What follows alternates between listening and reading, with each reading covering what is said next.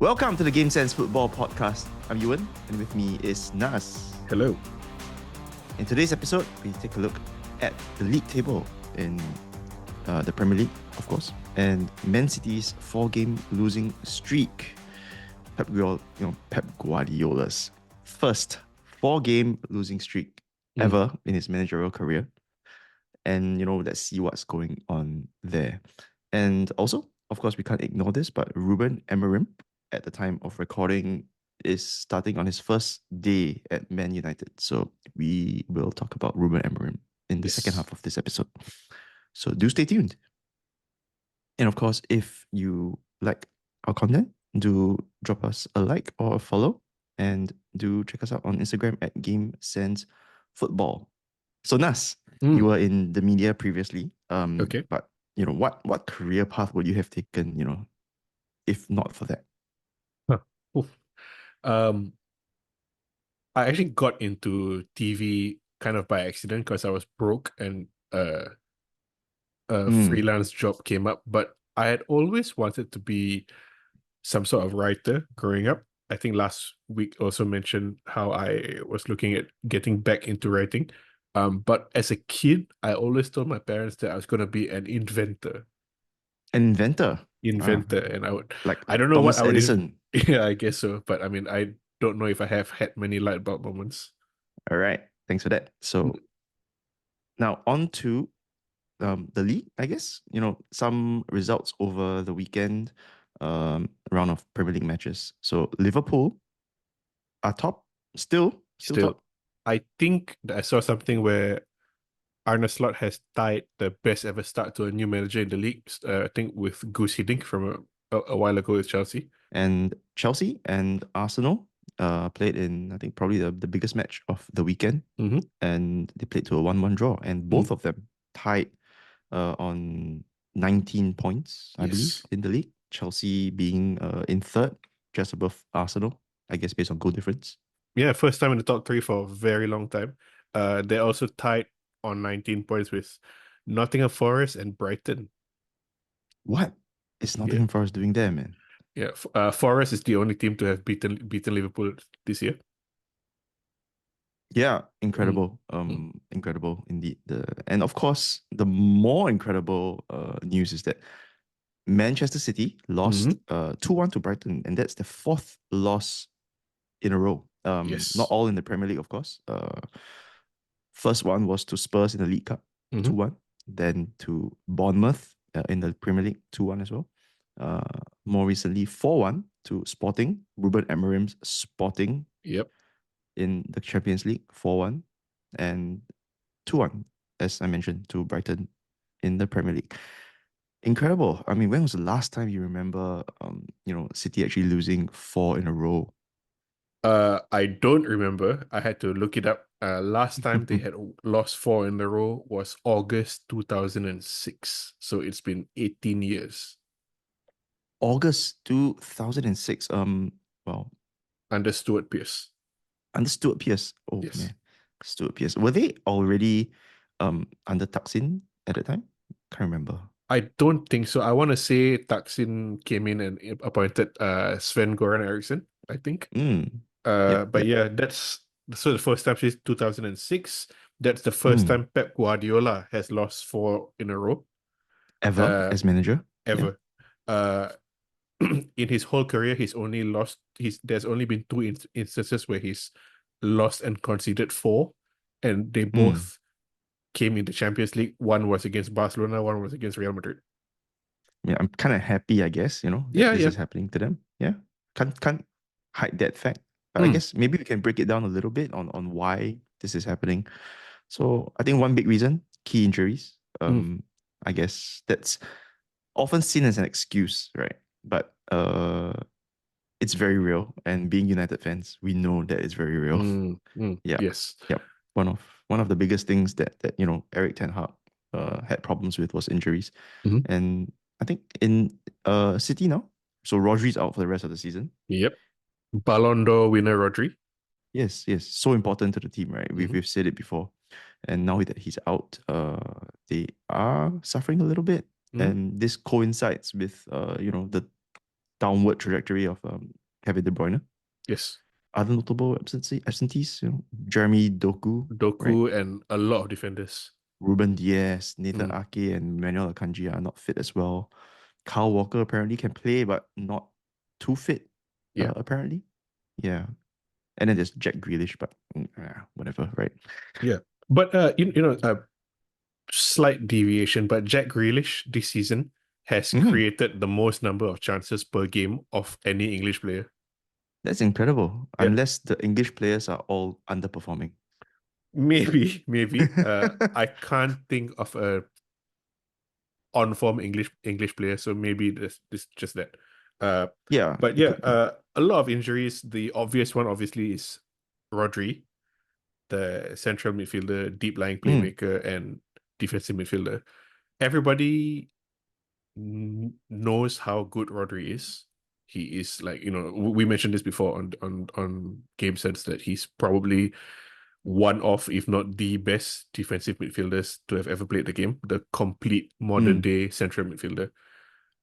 The surprising thing, I guess, is that there is no plan B without Rodri for City when they have for so long planned so well ahead, Who actually sits in for Rodri right now? They have uh Kovacevic Ah, and Kovacic. Kovacic, sorry, it says Kovacic, Ah, and they also brought back Ilkay Gundogan. since his return, it hasn't been too good for him. He hasn't really stood out. He's a different sort of player to Rodri anyway. The player that's probably most like Rodri that I can think of in the Premier League is Jorginho. Jorginho with Yeah, at Arsenal. Arsenal now, formerly Chelsea. Because like Gundogan is at his best when he's bombing forward.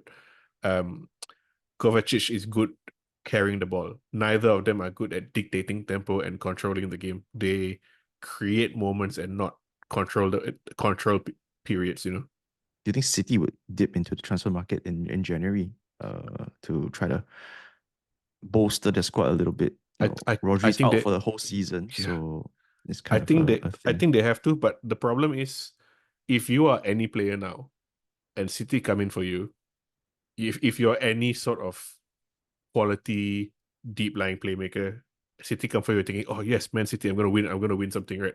But you also know you're gonna play for 6 months, Rodri's gonna come back and you're going to be his understudy. Granted, it's a great place to be, Rodri is Hmm. understudy, but unless you're like, a very raw 19, 20-year-old player, is that where you want to be sitting? I guess one way to go about it is to get an older player who's Mhm. not really that over the hill. Yep. Give him a short term contract. I Mhm. think the money that they're offering could be a very big uh, plus point as well for the Yeah. players. So Rodri's injured, and you mentioned a lot of the defenders were injured, and it's true. Yeah. They've had to play a lot of youth players in defense in the past Hmm. couple of weeks. But actually, I find that one major um absentee for them this year is actually Julian Alvarez. They sold him for huge profit to Atletico Madrid. Mm. We have spoken several times about how important he has been for City the last couple of years. They didn't actually replace him. I mean, they bought Savinho. They have Jeremy Doku. Obviously, they have Erling Haaland, Phil Foden, Bernardo Silva, Jack Grealish, and all as other attackers. But they don't really have anyone that is a central attacker that can also create and score. Makes sense. Makes sense. I mean, there's no plan B, right? Mm. There's no plan B. Yep. If Haaland doesn't perform. Yes. And granted, Haaland is an amazing plan A, and Hmm. they still, if even with the injuries, like Phil Foden and all amazing talents, but Julian Alvarez the last 2 years has actually been very, very good for City for in many, many games, either as an impact player or even starting, and they never actually replaced him. Well, let's see if Pep listens to you. Maybe get some sort of a like for like replacement for Julian Alvarez in the winter transfer window. Maybe, Hmm. who knows? Who knows? Who knows? Do you think City are in trouble? They've experienced similar downward uh turns of form in this part of the season. I think the last couple of seasons also, Mm. but they usually finish very, very strongly. Yep. And that's usually, what gets them the championship, at the end of the day. They have a good run in the final leg. But this season, I think Pep was actually quizzed about that in one of his interviews, was one of the post-match interviews, and he mentioned that this time is a little bit different. I think because for the first time, um, the injury record has reached a bit of a crisis level. I think previously, injuries weren't really the number one cause for concern Mm-hmm. during their downward turn in form. It's usually I don't know, just maybe a mentality thing, a tiredness thing, or whatever, right? Yep. But injuries now are a big part of it. So it'd be interesting to see how Pep actually tries to solve this problem this time, because it's something that I think to him is going to be a unique situation in his career. Wonder if he'll try to like loan Sergio Busquets from Inter Miami. No, maybe, probably not, but probably will loan somebody. Mm. Perhaps it's always possible. I wonder though if his hands are tied because director of football is leaving or has left, and Mm, Pep's own future is sort of up in the air with his contract running out. Plus, there's the whole 115 charges for supposed financial doping against City. And so if you're anybody, any sort of player coming in, you're thinking, is Pep gonna stay? Who is looking after the transfers and the long-term planning of Man City now, even though admittedly it has been good for the past 10 years? And maybe most importantly, if City are found guilty, are they going to be in the Champions League? Are they going to be in the Premier League next season? good questions. You think he stays if they get relegated? I would say no. Mm, okay, yeah. Yeah, I would say no. It's an important time in City's recent history now. Mm-hmm. They, under Guardiola, who's been there quite a long time now, like we said a few times, they've never been in this situation before as a club or Guardiola himself. There's so much going wrong, so many things which seem to maybe be out of his control with injuries and all, the legal battles that are looming. Mm-hmm. And for Guardiola, who is such a sticker for, to precision and everything has to follow a plan, his plan, I just wonder if this might be the beginning of the end in terms of like it's all like unraveling in his mind, that sort of thing. Yeah, that's what I would think, right? Yeah, but he may not want to leave on a losing note with the Yeah, club. maybe. Yeah, I mean the man's got pride, Yeah, rightfully so. yeah. I mean, we say that, but there's still a good chance they win the league. Of course, of Yeah. course. Second half of the season they may just like win everything, right? Like Mm, win all the games. Who knows? yeah, definitely. And, yeah, but while we're at it, Mm. this topic, while we're on this topic, your opinion on who do you think could replace Pep in Man City? I mean, for a It used long to be time, Ruben Amorim. yeah, it used to be Ruben Amorim. More on him later, but On him later. it's hard, Like obviously, again with a change in director of football as well. Like supposedly Hugo Viana from Sporting, Ruben Mm-hmm. Amorim's close ally, is going to go to City, which further solidified the rumor that Amorim had been groomed for the City job. Hmm. It's hard to say who else could be in line now because Hmm. there are a lot of good managers in Europe, but very few which sort of fit the City mold. But then again, we don't know what the City mold is going to be moving forward under the new director of football. And again, if you're okay, for the sake of argument, Julian Nagelsmann, I don't think they'll ever approach him because I Hmm. just think the energy, the vibe is wrong. But let's just say Julian Nagelsmann, City approach you end of the season, but they say, oh, but by the way, maybe we'll get relegated in 2 years because of the legal proceedings. Do you go? Would I go to a club like City? I'm trying to just remove myself from the lens of a Man United fan. I Yeah. think City is a club that has a fantastic footballing organization behind it, Mm. right? The whole City group of clubs, and it's a well-run organization. Apart from the fact that they cheat, yeah. Yeah. But the football they play is good. It's positive. Mm-hmm. You know Mm-hmm. the the uh, the structure. I think Mm. it's better suited than Man United's structure, at least before Ineos came in, Mm-hmm. right? To running a football club. And I think generally it's a well-run club. I would say if they throw money at me, I would go. You know who else I had in mind actually who might take over? Maybe like Thiago Motta, Yeah. guy But like that. he's just gone to Juve though. Yeah, I mean nothing money can solve as Yeah. well. But I know what you're saying, but if I just think that City's next few years, money might become an issue for them if they think they might lose that case. Perhaps. I mean, Roberto Mancini is free now. He won City Yeah, their first title, so yeah, Mancini. Right. yeah. But like you said, it's difficult to pinpoint a kind of profile that City might be going for. Mm-hmm. Because, between Sven-Goran Eriksson to Roberto Mancini Mm-hmm. to Manuel Pellegrini Mm-hmm. to Pep Guardiola, Yeah. I don't really see much of a similarity between all of them. Yes. Yes. Yeah. And again, the incoming director of football, if it's Hugo Viana, Mm. his style of manager is Ruben Amorim. Abrams. Probably going to be living nearby. Jose Mourinho says he wants to come back to the Premier League. He'll probably go to. I think he'll go to Newcastle, but I mean, he says he wants to come back to the Unlikely. Premier I League. mean, top tier clubs is probably a little bit beyond the grasp of Mourinho right now. Mm. He belongs to a little bit more of the old school management type. Mm-hmm. But times have changed very quickly, don't you think? Like when he came on, he was more of the young, He was the trailblazer, the special one. yeah, Yeah. exactly, the maverick kind of guy, right? Yeah. Like he was doing things differently. Mm. Recently, at a press conference for in the Turkish league, because he's at Fenerbahce, right? He got sent off against United.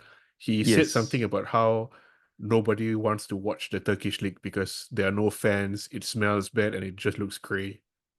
he's definitely preparing to leave. Yeah, yeah, not really a surprise. If I were Jose, obviously, I think you would love to go to City because it allows him to come in, and to him, he would say something like, "Look, I will clean up the mess that Pep left."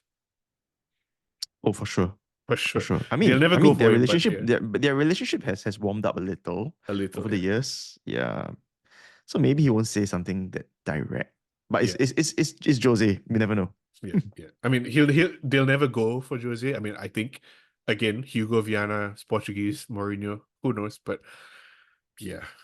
Well, it's tough. It's a tough call. So I guess Mm. we just have to wait and see what happens there. Yep. I mean, we don't even know whether Pep's definitely leaving or not. We're making a big deal about this 4 game losing streak. And it is a big deal, again, because it's Pep, because it's City. For all we know, this weekend they could win 5-0. Haaland scores 4 and they go on a 17-match winning streak.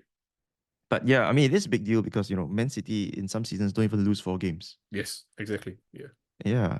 Let alone, 4 in a row. So even Eric Ten Hag didn't achieve that. Wow. Bravo, Mm. Pep. Bravo. Yeah.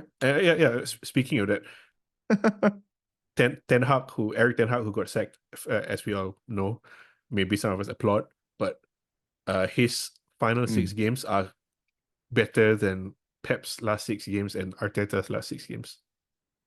Just saying, just saying. All right. Okay. So I think it's time for us to take a break at Mm.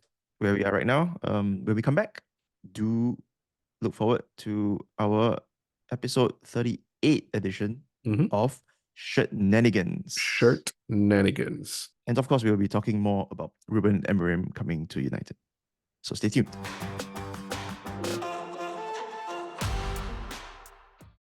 Okay, welcome back, everyone. And now it's time for our episode 38, Shenanigans. Shirt nanigans. So, Yes. episode 38. It's a strange number 38. Obviously, we're in Mm. high numbers now, so you're not going to get a lot of first team regulars. One player I found who was 38 is Ryan Gravenberch, who wears 38 for Liverpool. And yes, okay. so he also wore it at Bayern, and it was also his shirt number when he first broke into the Ajax first team. He later on wore 8, but at Bayern and then Liverpool, he said he asked for 38 because that was his first number. So no real mystery there. So I thought that was a bit boring, actually. So I did a Yep. bit more digging, and Matea Kezman Oh, okay. also wore 38 for one club in particular who retired the number. Is it his hometown club? It is not his. It's definitely not his hometown club. He wore 38 for South China in Hong Kong. Huh? Yes. In total, over 2 stints, he played fewer than 20 games. But he scored the winning goal in the FA Cup final for South China. And that's the reason why they're retiring his number. Yes, after less than 20 games, but he scored the winning goal. Matea Kezman. I guess it's also easy to retire a number like 38, you know? Yeah, nobody's gonna unless they sign Yeah. Ryan Gravenberch. But Yeah. he also played 7 times Mhm. for South China with Nicky Butt. Wow. Yeah. There was also Michel Platini. Not that Michel Platini, but there's a different Brazilian fellow who named himself Michel Platini, who played for South China. Just getting weirder and weirder, yeah. I know. So yeah, so number 38, Matea Kezman for South China. Now, on to less weird topics. Yeah, Ruben Amorim starting at United today. Yeah. At the time of recording, it's his first day of work at United. Supposedly his first day. A few hours No, ago. officially. Yeah, his first officially, day. but a few hours ago, British media were reporting that he hadn't got his work visa. So he's working from home I in don't Portugal, I know, guess. but I mean, it's a Brexit thing, I guess, because if Great Britain was still part of the EU, then he wouldn't need a different work visa, right? But anyway, politics aside, not a lot of people might know a lot about Ruben Amorim, even though he's been in the news a lot. He was appointed manager for Braga in Portugal in December 2019, and Yeah. his first game he won 7-1 against Belenenses. He takes over in December. In January, there's a stretch of about 4 weeks where he faces Porto twice, Sporting Lisbon twice, and Benfica. He wins every single game, Incredible. including the Portuguese League Cup. Yes. Like what, 2 months into his 1 month and 2 days, actually. 1 month and So 2 days. in Yeah, 1 month something and like 2 that. days, he already has a trophy. Okay. Hey, fast. Before the end of that season, Sporting already activates his release clause and takes him to from Braga to Sporting.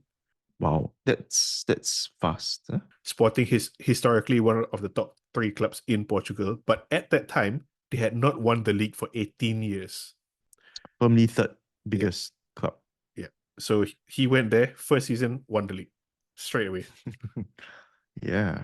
And with only 1 loss. The year after that was a bit disappointing, but in 23-24, he won the title by 10 points.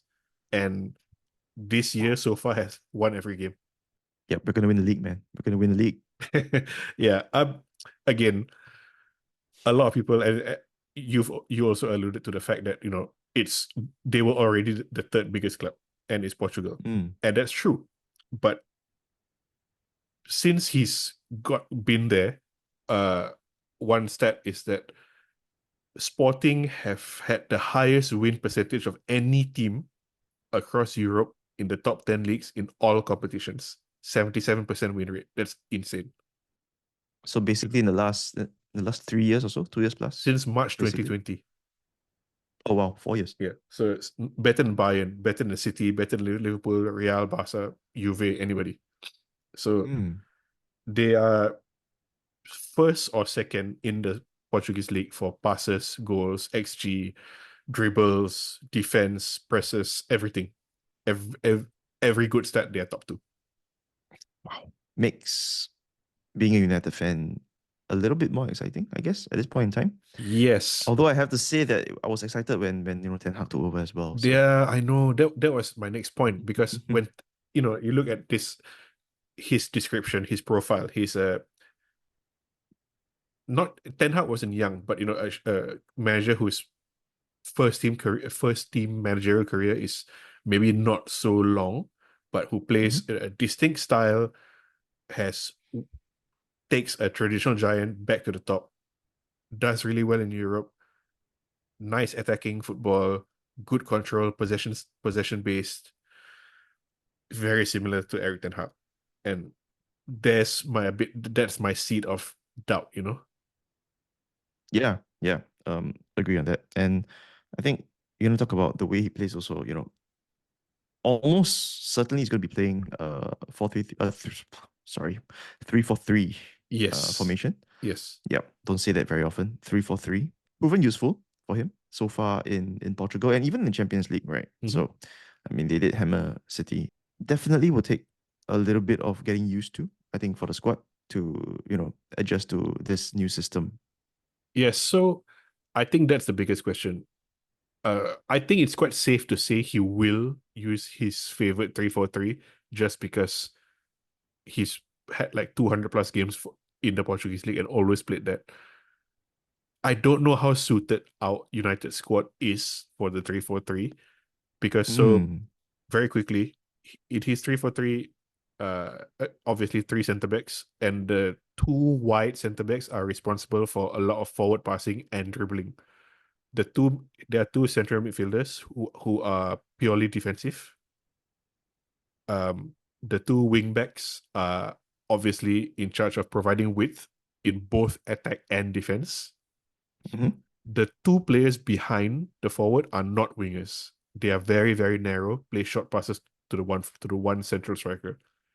And his central striker has been Gyökeres, the Swedish guy who scored a hat trick against City. Yep. His profile is very similar to Rasmus Højlund in that he's fast, strong, likes to run the channels, takes quick shots. So maybe Højlund might benefit under Ruben Amorim. To me, the Yeah. biggest questions is who plays wing back and who plays alongside our forward. We don't have the personnel and we have a kind of the wrong Yeah. mix. So I hear you. Maybe we can talk about, who will be benefiting first, Mm, and then we can go on to sure. the question marks, right? Yes. So, as you mentioned, Rasmus Højlund Yep. and Bruno Fernandes, I think, will definitely be a very prominent guy in this system. Mm-hmm. He'll be the main creator in a favorable position that suits the way he plays. Mm-hmm. Like you said, the one of the two that's supporting the striker. Yep. It's more of a attacking midfielder that goes into the half space. Yes. I think the defense, we mentioned about how Euro, Delete, and Martinez can be playing together Yes. previously in a four at the back. Yeah. And now with a three at the back, you have no problems having all of them Yeah. there. And we still have another three in reserve in Harry Maguire, Johnny Evans, Yeah. who Johnny Evans played Lindelof. Yeah. against Ruben Amorim once and scored the winning goal in a game, and Victor Wow. Lindelof, who is a former teammate of Ruben Amorim Oh, at Benfica. at Benfica, correct? Okay. So anyway, Mm. who else can benefit from this system? I think Mm. Manuel Ugarte is a low hanging fruit right here Easy, yeah. because he played under Ruben Amorim in Sporting. Yeah, Ugarte played how many games? It's like 85 games, I think, for Amorim in Sporting for in that role. So yeah. Yeah, in that exact role. Mm. So to a smaller extent, I can see Mason Mount maybe Mm. pushing for a place in this system. Yes. There seems to be a position that actually suits Mason Mount finally. Finally. Yes, one of the Yep. two behind the strikers. I think that's a really good position for Mason Mount, Mhm. provided he stays fit. If he's fit, yeah. Ahmad might be okay. He's not your traditional winger anyway, but Yeah. I feel that Rashford and Garnacho will both might have their places in jeopardy. Yeah, so I was gonna bring up like who will suffer in the system, Mm. and honestly, the easy answer is the wingers, Yes. basically. And you're right that Ahmad is not really a traditional sort of a winger. Mm. He plays a bit like a central player on the wing, kind of, Mm. and he has actually played, I think, in a little bit more of a central role previously Yes. when in one of Yes. his loan clubs, At Sunderland, I Sunderland, believe. yes. Yeah. Yeah. So, of all the wingers, he's the one in the least danger, I Mm. think, of being discarded. But Garnacho, wow, I don't see him fitting in at all, Yeah, actually. he's not going to be a wing back, and he's not a central attacker. So I don't know what's going to happen with Garnacho. Yeah, like, purely from a system point of view, Mm. I think Anthony has a better place than Garnacho I in the team. know. I was gonna say Anthony at left wing back if he wants to play left wing back, because the last time he was asked to do that, he, you know, threw a fit. But Yeah. yeah, Yeah. I think Mazraoui and Dalo would do well as wing backs. Yep, exactly. So Marcus Rashford would be the best bet to, be cashed out on, actually, Yeah, if you ask me. I Yeah. I think Rashford basically once Amorim comes in, if he continues this 3-4-3, which I think he will, Rashford's best hope is that he's backup forward. Yeah, best bet would be backup striker. Yeah. So we don't have to get another number 9, I guess. Luke Shaw could probably also play in the left centre back. Luke Shaw, who recently returned to training. Yes. But you can be sure that he'll be injured again. Yes, I expect exactly. him to be injured before Christmas. In fact, Luke Shaw, uh, I feel would make a very, very good wing back. Yes, for sure. Yeah. Luke Shaw is one of those players who, when he's fit and when he's on form, he's actually bloody good. But it's strange because he's not very fast. He's not super physical. It's just that Mm-hmm. he actually has really good technique and game intelligence. Game Game sense, sense. yes. Game sense. Unless you're Mourinho, who says that Luke Shaw has no brain. But if he can stay fit, but again, the last 3 years, that's been a huge if. That would be a Yep, big plus exactly. for Ruben Amorim. So his main problems, I think, with wing back, would be to get proper backup Mm. wing backs. I mean, even if Luke Shaw is not fit, Dalot, Mazraoui, they'll probably make good wing backs. Mazraoui is quite versatile. He can even be one of the centre backs, Mm. left or right. But there's really a lack of cover. In United's under-19s so youth team, there's a left back, Harry Harry Amas. Armas, Harry Amas, who yeah. has been spoken of very, very highly for like 3 years now, and everyone has been begging, well, Ten Hag and now Van Nistelrooy to use him. When you watch him play for the reserves, he's amazing. But Mm-hmm. it's very different playing, in youth football and first team football. Like United's youth team football regularly beat, like I think they just beat Leeds 7 or 8-0, you know. But Yeah, not everybody can make the step up. that's right. And actually, there's also the consideration to get Alvaro Mm. Fernandez back. Back from Benfica, is it? Yes, that's right. So that's also a possibility. Both are left-sided players. Mazraoui and Dalot can be the right-sided players. Mm. And then you have just, Luke Shaw and Tyrell Malacia floating Oh, around somewhere. if Malaysia ever I comes back. guess most probably around the treatment room. Yeah. Last week, was it maybe 2 weeks ago? Time is strange now, but I asked you if you were Van Nistelrooy, what would be the first thing Mm, you do when you take over United? If mm. you're Amorim now, you come in, work visa or no, you're at Old Trafford at Carrington, international break. You have 2 days before the players leave to play to join their national teams. What do you tell them? What do you do first thing? Sell Rashford. But do you bring Rashford into your office and say, "Hi, Marcus, you're on a shitload of money and you're not performing, and in your favorite system, you're not performing. There's no chance you're performing in my system. Prepare to pack your bags." Is that it? No, I would probably give him a bit of a heads up warning, Mm. but still maybe try to play him, Mm. try to fit him in. Because I have to be fair, right? But like I think I said about Ruud van Nistelrooy, one of the first things that I would want to do is to address the lack of goals, Mm. and there has to be a more solid system on getting the ball to Højlund to score. Mm. And right now, Højlund comes back deep a lot, and I don't think that's beneficial to his goal scoring. Mm. Like what Victor Gyökeres does, he stays up a lot, Yep. and he really just makes the run into the channels all the time, Mm. right? And that's something that I would want Højlund to do. He has plenty of pace to burn, Mm. strong, like you said, similar players, Yeah. and that's something that can be quickly addressed to improve our goal scoring record. I get what you're saying about Højlund, that you tell him, stop dropping deep, run the channels, focus on what you're good at. I just wonder if Do you think that was what Ten Hag was telling him? Come deep, support the wingers, don't do what we bought you for. Or is it a case of whenever he makes the run, people don't, Garnacho, Rashford, don't pass to him anyway. And so he's coming deep because, like, shit, give me the ball, let me do something. It could just be that Ten Hag's system wasn't very good Mm. Okay, so to address that, for the personnel. yeah, to Yeah. address that, again, let's revisit something which we debated for a bit a few weeks ago, in that was Ten Hag's system bad, or did we not have players intelligent enough to play the system? And if it is the latter, do we think they can play Amorim system? So I think in theory, Mhm. maybe Ten Hag system could work, but it's a combination of a little bit of how he implements Mm. that theory into the squad, because this was a squad, right, that he had 2 years plus Mhm. to shape, Mhm. and we agreed that it was pretty much his squad already. Yes. So if he can't drill in the idea of how to play Mhm. in this system into the squad that he's been managing and building, then I think the fault lies quite squarely with him. Okay.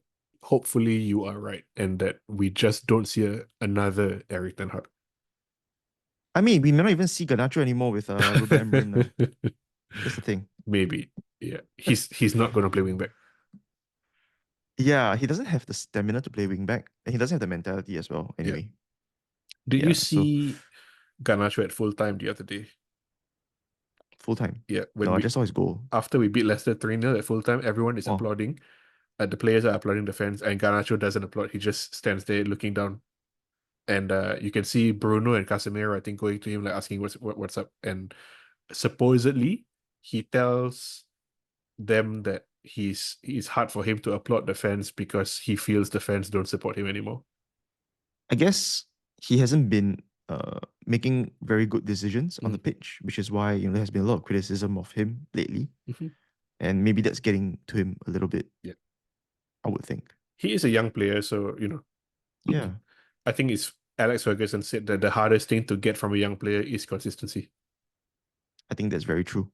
Do you think he also, maybe is a little sad that Van Nistelrooy is not going to be manager anymore? We're talking now about maybe there's probably no room, no space, no spot for Garnacho in Ruben Amorim's 3-4-3. He Mhm. has heard this as well, He might be Yeah, I thinking mean, this. I'm sure. Yeah. I'm sure they know. Like we said, it's start of international break now. Amorim's visa may or may not be resolved by the time this comes out and you listen to it. Van Nistelrooy's position may or may not be resolved by the time you listen to this. So Hmm. there's quite a gap now between his Ruben Amorim arriving at Old Trafford and his actual first game against, is it Ipswich in end of next week? Ipswich. Yeah. Supposed to be Ipswich, yes. Yeah. Ipswich that just won the first game in the Premier League against Spurs. Yes, Oh. Spurs. Pedro Porro for Spurs also played many games under Ruben Amorim. Ah, yes, that's right. That's right. Yeah. So, well, the guy's got connections. Yeah. Okay, so United against Ipswich. I think Ipswich are at home, but Ruben Amorim's first game. Assuming he's there, visa approved. Give me a prediction now. I would say 3-1 to United. Who scores? Bruno. Hmm? I would give it to Hoyland. Okay. And one more. Yeah, Bruno will get two, Okay. perhaps. Okay. You think he'll play 3 Yeah. 4 3? The thought is that yes, he would, because he has been playing 3-4-3 Mm-hmm. almost his entire managerial career. Yep. But it's so funny. Everybody just talks about 3-4-3 like it's really gonna happen, and then first match he starts with a 4 backline. Who knows? I know, I know, I know. Like, personally, I don't like a 3-4-3 shape. I don't like formations with three central defenders. Mm. So in a way, I hope he doesn't, but I think he will. Yeah. So yeah, okay. I think that comes, that brings us to the end of the episode. Mhm. I think in the upcoming episode, you can expect to see another quiz. We are planning to do a 2024 year in review type of quiz. perhaps you can see it sometime early December. And in the meantime, stay tuned to our upcoming episodes. We can't really reveal what we have for you now, but we promise it'll be good. Or at least we'll try. Yeah? Yes, we'll try. Yeah. Do drop us a like or leave a comment, if you enjoyed our episode.